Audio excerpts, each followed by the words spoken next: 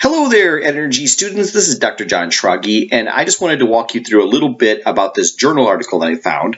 Now, this is by no means my favorite journal article ever. It comes from BAMS, the Bulletin of the American Meteorological Society, and these articles always tend to be a weird mix of too technical but not technical enough, but it gives us a little insight into a wind resource project that was going on for offshore applications.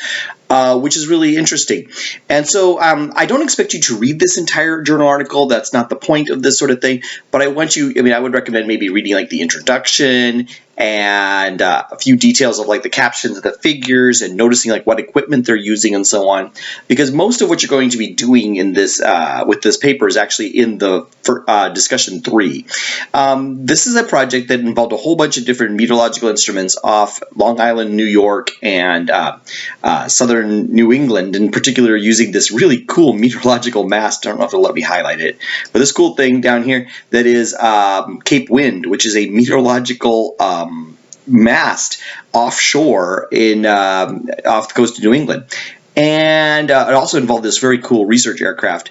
I can't remember what the name of it was, but it took me some doing to find out that I thought at first this might be a drone, but actually it's a manned aircraft, but it's home built. Somebody on the team actually built this aircraft, which I think is very cool. My father-in-law builds aircraft like that too.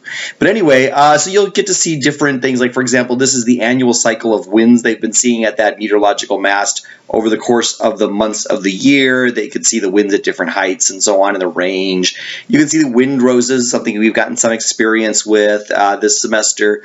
You can see, for example, some of the data they've gotten from models, computer programs that were forecasting the winds and so on.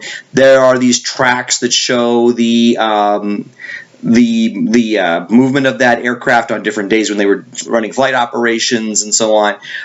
Anyway, you can see that there's a whole lot going on to this business of trying to characterize the wind at Cape Wind and in that very general area. And you're going to find out in the discussion that there's a good reason for that. Cape Wind has been approved as being the first site where we're going to have an offshore wind power facility in the United States.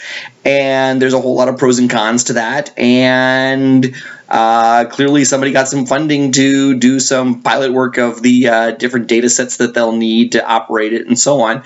And so you can kind of breeze through this and get a sense of the kind of work they did and so on. Again, it's a weird combination of too technical and not technical enough, but you can kind of get a sense of it's just not my favorite journal article, but I liked how it tied to this business of, the late stages of planning of America's first offshore wind farm. Local LiDAR wind data. That's interesting. Anyway, so yeah, please do not read the thing all the way through, but notice the kinds of data sets they're using, notice the kinds of instruments they're using, notice what the purpose of the research is, and so on before you go on and do the actual discussion.